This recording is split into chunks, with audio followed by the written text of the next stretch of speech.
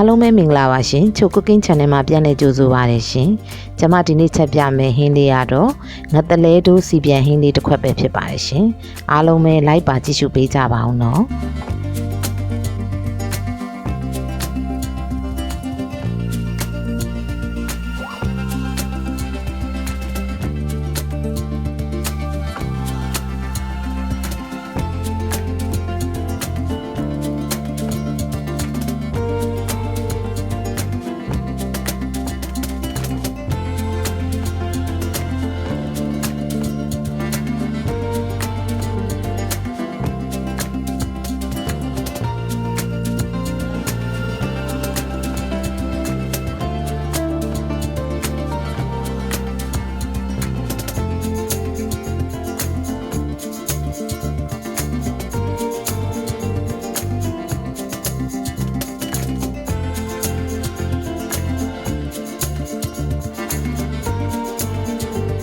โอเคအရင်ဦးဆုံးအိုးပူလာပြီဆိုရင်တော့စီးထဲပါမယ်နော်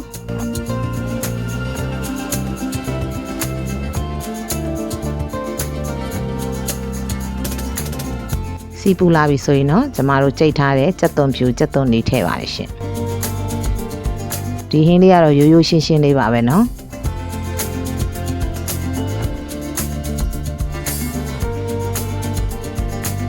ပြီးနည်းနည်းလေးမှွေပေးရပါမယ်ပြီးသွားရင်တော့ကျွန်မထုံးစံအတိုင်းဆန်နွှဲမှုတ်ထည့်ပါရရှင်ပြီးရင်တော့ကြက်သွန်လေးတွေရဲပြီးအနက်မှွေးလာအောင်မှွေပေးရပါမယ်ရှင်ဟုတ်ကဲ့ကြက်သွန်လေးတွေရဲပြီးမှွေးလာပြီဆိုရင်တော့ကျွန်မငရုတ်သီးအစိမ်းမှုတ်ထည့်ပါရရှင်ပြီးရင်တော့သေချာလေးစီတက်ပေးရပါမယ်ရှင်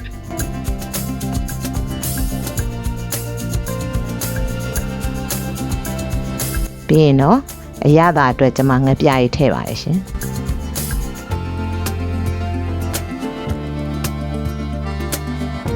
စီတက်တဲ့အချိန်ငပြရေးလေးထည့်တော့ပိုမှွေးတာပေါ့နော်ပြီးရင်တော့ကျွန်မအချိုမှုတ်ထည့်ပါရရှင်ပြီးရင်တော့ကြက်နေအောင်စီတက်ပေးရပါမယ်ရှင်ပြီးသွားရင်တော့ကျွန်မစားအချိုမှုတ်စနွှဲမှုတ်နေထားတဲ့ငတလဲတို့တွေထည့်ပါရရှင်ပြီးရင်တော့ငတလဲတို့ကြာကြာလေးလုံးပေးရပါမယ်ရှင်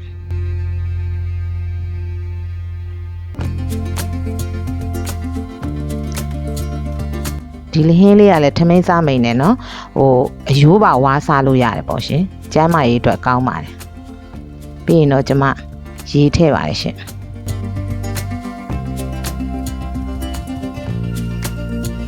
ရေတော့အရမ်းအများကြီးမထည့်ဘူးပေါ့နော်ဆက်ဆက်ကလေးထည့်ရပါရရှင်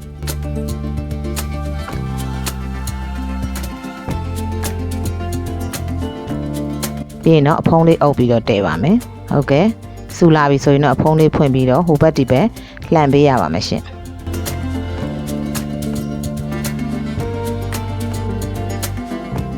ပြီးရင်တော့ကျွန်မပင်စိမ်းခတ်ပါတယ်ရှင်ငတလဲတို့ကပင်စိမ်းနဲ့အင်မတန်မှလိုက်ပါတယ်နော်ပင်စိမ်းလေးထည့်ချက်ရပါတယ်ရှင်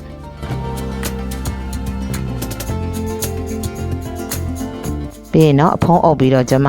ရေလေးခန့်တဲ့အထိတည်ပါမယ်ရှင်ပြီးရင်တော့ပြန်ဖွင့်ပြီးတော့စီလေးပြန်အောင်တည်ပါမယ်ရှင်